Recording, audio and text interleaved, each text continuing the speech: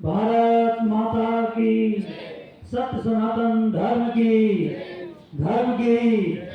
अधर्म का प्राणियों में विश्व का, गौ माता की, गंगा मैया की, यमुना मैया की, बेतवा मैया की, सतगुरुदेव भगवान की। हर हर महादेव। हरिओम। हम लोग जिन लोगों का जय घोष करते हैं, क्यों करते हैं? हम लोग जय घोष इसलिए करते हैं कि सुर नर मुनि सब की यह रीति, और स्वार्थ लाग कर ही सब प्रीति। सबसे कुछ ना कुछ हमको मिलता है, कुछ लाभ होता है, इसलिए हम सब उनकी महिमा का जय घोष करते हैं, उनकी महानता का जय घोष करते हैं। तो स्वार्थ तो होता है, लेकिन सबसे बड़ा स्वार्थ जो होता है उसको हमको समझना चाहिए। हम जो भी बोलते हैं अधिकतर रामचरितमानस या गीता के ऊपर ही बोलते हैं, और हमने जो पढ़ा है, आज तक जाना है, संत महापुरुषों के बीच में रहकर, समाज में रहकर, यदि व्यक्ति गहराई से ध्यान से विचार करे तो गीता और रामचरितमानस से अन्यत्र कुछ है ही नहीं।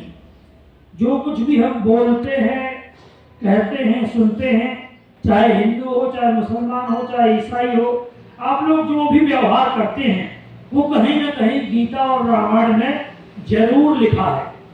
बस समझने की कला होनी चाहिए। यदि समझने की कला है तो आपको समझ में आ जाएगा कि फला चौपाई का, फला जगह का ये अर्थ है, फला श्लोक का फला अर्थ है। लेकिन जो नहीं समझता है वो उसको कहता है कि ये तो ऐसा है ही नहीं। तो इस तरीके से जी, तो स्वार्थ का अर्थ होता है स्वार्थ, समझ गए? स्वयं में रत हो जाना भी एक स्वार्थ है। जो व्यक्ति अपना कल्याण नहीं कर सकता, अपना भला नहीं कर सकता, स्वार्थ का मतलब क्या होता है? अपना भला ही तो होता है। तो जो व्यक्ति अपना भला नहीं कर सकता वह किसी का भला नहीं कर सकता। तो पहला भला तो हमें अपना ही करना चाहिए। यदि हम अपने शरीर को स्वस्थ रखेंगे तो हम दूसरों की सेवा भी ठीक से कर सकते हैं। हम यदि अपने मित्रों को स्वस्थ रखेंगे, अपने मित्रों से रिश्ते स्वस्थ रखेंगे, तब भी हम बहुत कुछ कर सकते हैं। हम अपने देश को, अपने राष्ट्र को, अपने गांव को, मतलब शुरुआत जब भी होती है अपने से होती है। इसलिए जो स्वार्थ कल्याणकारी है वह स्वार्थ बुरा नहीं होता है। जो स्वार्थ दूसरे को तकलीफ देने की दृष्टि से है, दूसरे को कष्ट देने की दृष्टि से है, दूसरे का विनाश करने की दृष्टि से है, ऐसे स्वार्थ को हमारा सनातन धर्म सपोर्ट नहीं करता है, स्वीकार नहीं करता है। हम लोगों के कोई भी स्वार्थ हो, जो बात कही गई है ना, सुर नर मुनि सब की यह रीति, बिल्कुल सत्य है। सबका रीति है, सबका रिवाज है कि सब लोग स्वार्थ से ही कार्य करते हैं। लेकिन स्वार्थ में भी परमार्थ छिपा है। क्या छिपा है? परमार्थ। तो आज नितिन ने बताया कि रामानुज, श्रीनिवास रामानुज की जयंती है। भारतीय गणितज्ञ श्रीनिवास रामानुज हैं, ये नाम है ना। तो श्रीनिवास रामानुज कब हुए हैं? किस सन में हुए? 1800। तो श्रीनिवास रामानुज से भी पहले एक रामानुज हो चुके हैं। तो वह रामानुज भी बहुत महान थे। जैसे आदि गुरु शंकराचार्य हुए, उनका नाम शंकर था, आचार्य उनकी उपाधि है। जैसे विमलाचार्य, तो विमल आचार्य ना कह के विमलाचार्य कह दें, समझ रहे हैं? ऐसे शंकर आचार्य को शंकराचार्य, ऐसे ही रामानुज थे। कौन थे? रामानुज। तो रामानुज को रामानुजाचार्य कहा जाता था। भारत में जो दर्शन शास्त्र है, एक समय होता है पढ़ाई का, आप लोगों का आगे चल के बताते हैं लोग कि जिन लोगों को विषय लेना होता है तो एक दर्शन शास्त्र भी है, तो जिसको फिलॉसफी कहते हैं।